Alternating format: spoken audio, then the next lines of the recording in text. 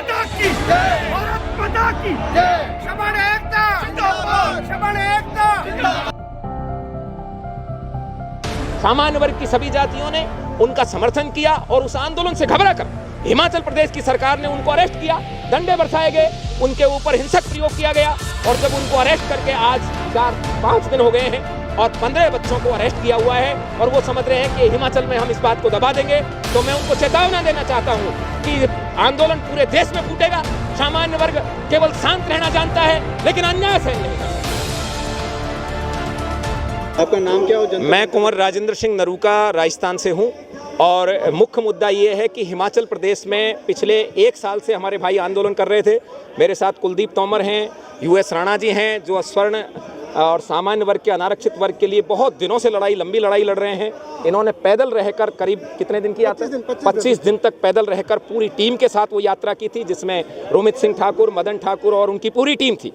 और उस समय स्वयं जयराम ठाकुर ने आकर आश्वासन दिया था कि वो सामान्य वर्ग के लिए स्वर्ण आयोग का, सामान्य वर्ग आयोग का गठन करेंगे और उसको संवैधानिक दर्जा दिया जाएगा और उस सब की अनुपालना के लिए नोटिफिकेशन जारी करना था और नोटिफिकेशन में जानबूझकर विसंगतियां बरती गई ताकि इस तरह की गलतियां की जाएं। तो उसके लिए हमारे भाइयों ने आंदोलन किया, जिसमें रोमित सिंह ठाकुर और मदन ठाकुर ने बहुत जबरदस्त आंदोलन किया।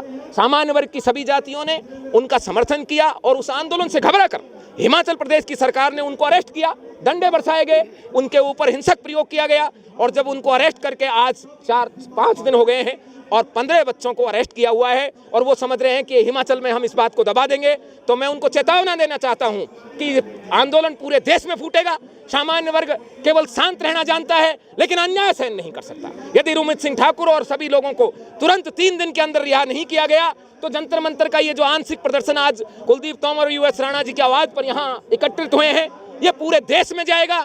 मैं राष्ट्रपति महोदय से और प्रधानमंत्री से मांग करता हूं कि सामान्य वर्ग के लिए वैसा ही आयोग गठित करें, संवैधानिक आयोग जैसा अनुसूचित जाति जनजाति और ओबीसी के लिए है। जब सभी वर्गों के लिए आयोग है तो सामान्य वर्ग के लिए भी होना चाहिए और साथ ही साथ केवल हिमाचल में ही नहीं, उत्तराखंड में, उत्तर प्रदेश में, दिल्ली में, राजस्थान में, मध्य प्रदेश में और भारत के सभी राज्यों में संवैधानिक आयोग का गठन होना चाहिए। तो यही मांग मैटर पे किसी को ज्ञापन सौंपेंगे? बिल्कुल, राष्ट्रपति महोदय को ज्ञापन सौंप रहे हैं और मुलाकात भी करेंगे। मैं अभी भी जा रहा हूं, 2-3 सांसदों से मिलूंगा। यदि समय रहते वो नहीं चेताए दिए तो ये संसद भवन है, हम देखते हैं ये कैसे कार्रवाई करते हैं। पार्टी के वो सांसद होंगे और किसी भी पार्टी के हों, कोई मतलब नहीं है। सामान्य वर्ग आयोग का गठन होना चाहिए। हम पार्टी पॉलिटिक्स से फिलहाल उतना ही नजदीक नहीं है। ये देश के हित की बात है। जब हम किसी के हक मारने की बात नहीं कर रहे, लेकिन अपना हक भी किसी को नहीं मारने देंगे। अच्छा न्याय करता वही हो सकता है जिस खुद के साथ भी अन्याय सहन नहीं करे।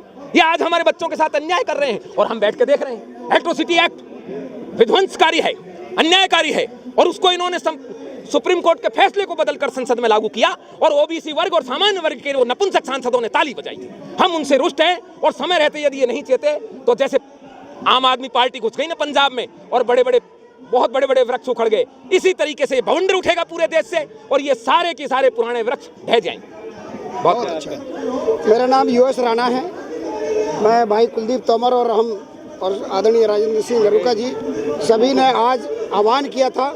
आह्वान का एक मुख्य मकसद ये था कि जिस तरह से आज़ादी के बाद सवर्णों के साथ में भेदभाव हो रहा है, अन्याय हो रहा है, उसी की पराकाष्ठा में, उसी श्रृंखला में सवर्ण आंदोलन को कुचलने के लिए हिमाचल सरकार ने जो कदम उठाया है, हमारे कुछ भाइयों को गंभीर धाराओं के अंतर्गत गिरफ्तार कर लिया है।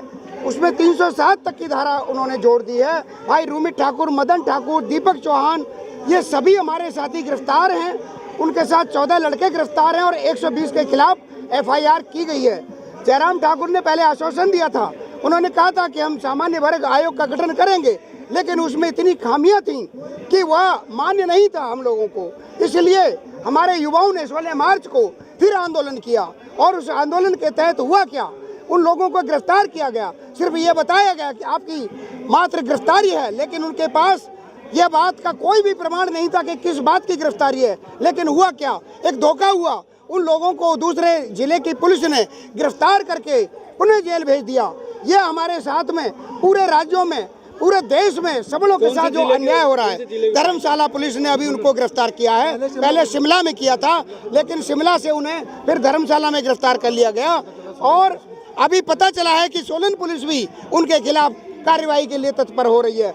हमारा नाहन भी पुलिस भी उन पे कुछ धाराएं लगाने के लिए सोच रही है। हमारा मकसद यह है कि आज हम जंतर मंतर पर इस बात का प्रदर्शन कर रहे हैं कि राष्ट्रपति और प्रधानमंत्री जी को ज्ञापन दे करके कि आखिर ये भेदभाव हम लोगों के साथ में ही क्यों है।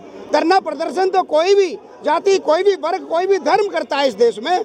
हमारे लोगों ने, खासकर सवर्ण युवाओं ने जब धरना प्रदर्शन किया तो इसका इस तरह से एक साजिश के तहत उन लोगों की गिरफ्तारी क्यों? आखिर उनका दोष क्या है? सिर्फ एक सवर्ण आयोग की मांग हम कर रहे हैं। हमारा पूरे देश में आंदोलन चल रहा है सवर्ण आयोग की मांग पर।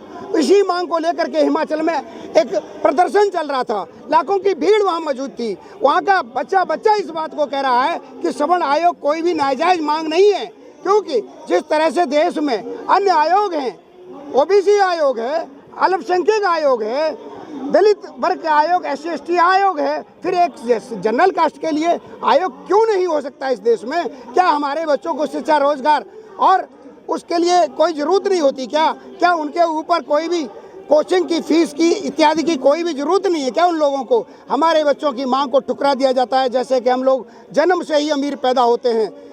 आरक्षण मांगों को नहीं ध्यान में रखा जाता है तो आगे क्या है? देखिए, ये आज हमने पहले कह दिया, ये सांकेतिक धरना प्रदर्शन था और ज्ञापन दिया गया है मात्र। यदि ये मांग हमारी नहीं मानी गई और उन निर्दोष युवाओं को रिहा नहीं किया गया तो इसी जंतर मंतर पर और संसद मार्ग तक हम लोग इस तरह से घेराव करेंगे कि इन लोगों को ये पता चल जाएगा कि इस देश का संपूर्ण सवर्ण समाज जाग चुका है।